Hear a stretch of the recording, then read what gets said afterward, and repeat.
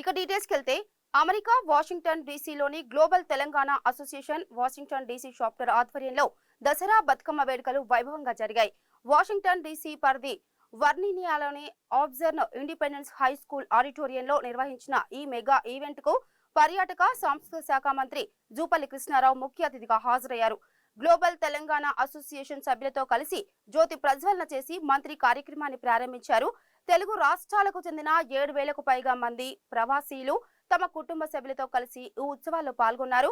మహిళలు, చిన్నారులు తీరొక్క పూలతో బతుకమ్మను పేర్చి ఆడిపాడారు. చరిత్రను భారతదేశ సంఘటిత శక్తిగా ఏర్పాటు చేస్తూ ఉన్నారు. అట్లాగే తెలంగాణ రాష్ట్ర ఏర్పాటులో కూడా వీరందరూ కూడా గొప్ప పాత్ర పోషించింది.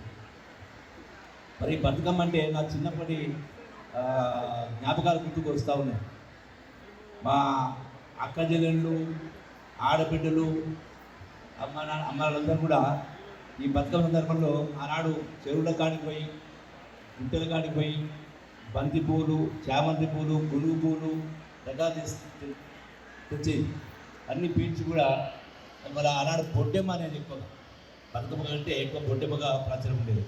మరి ఈనాడు బతుకమ్మ పండుగ అనేది ఒకనాడు ఒక ప్రాంతానికి గ్రామాలుగా పరిమితమైనటువంటి యొక్క బతుకమ్మ పండుగ ఈనాడు ఖండాంతరాలు దాటి ప్రపంచవ్యాప్తంగా గొప్పగా ఈ యొక్క బతుకమ్మ పండుగను నిర్వహించుకుంటూ ఉన్నాం. చాలా సంతోషదాయకం. మరి అట్లాగే ఈ యొక్క బతుకమ్మ పండుగకు సంబంధించి ఇంత గొప్పగా చేసుకుంటున్నాం కదా. దీంతో పాటుగా అంటే మన సంస్కృతి, మన సాంప్రదాయం వీటిని మరవకుండా కొనసాగించే కార్యక్రమం జరుగుతూ ఉంది. ఇందులో అందరూ కూడా పాత్రదారులు, సొంతదారులు. మరి దీంతో పాటుగా మన సంస్కృతి, సాంప్రదాయం, ఎందుకంటే నా శాఖ కూడా కల్చరల్ శాఖ అంటే ఏదో ఆట పాటల మంత్రి అనుకుంటారు, కానీ కల్చర్ అంటే సంస్కృతి, తెలుగుతనాన్ని అమెరికా కూడా పరిచయం చేస్తూ ఉన్నాం. దీంతో పాటుగా ఈరోజున ఈ బతుకమ్మ పండుగల్లో అమెరికాలో ఉన్నటువంటి సెనేటర్స్ కావచ్చు, అంబాసిడర్ కావచ్చు, ప్రజాప్రతినిధులు కూడా వాళ్ళను కూడా దీన్ని ఇన్వాల్వ్ చేసే కార్యక్రమం ఏంటి, అమెరికన్లను కూడా, అమెరికాకు సంబంధించిన మహిళలను కూడా ఈ యొక్క బతుకమ్మ పండుగలో భాగస్వామ్యం చేస్తే ఇంకా చాలా బాగుంటుంది.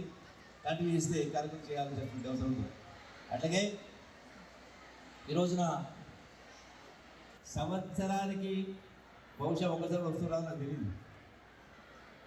ఎందుకంటే ఇంతకుముందు చెప్పినట్టుగా జీవితాన్ని సాధన చేసుకోవాలంటే ఈ రోజున బతుకమ్మతో పాటుగా టూరిజం కూడా డెవలప్ చేయాలి. డెవలప్ చేయమంటే మన తరతరాల నుంచి గొప్ప గొప్ప కట్టడాలు ఉన్నాయి. అమెరికాలో ఉన్నటువంటి పనిచేసినటువంటి ఎంప్లాయీస్ అందరూ కూడా అమెరికన్స్ వారానికి 2 రోజులు సెలవు గడుపుతారు, వారానికి 2 రోజులు టూర్ పోతారు. కానీ మన దగ్గర మనకు అలవాటు లేదు. మరి అంటే ఇంత గొప్ప తెలంగాణకు సంబంధించి, భారతదేశానికి సంబంధించి కళాఖండాలు చాలా ఉన్నాయి.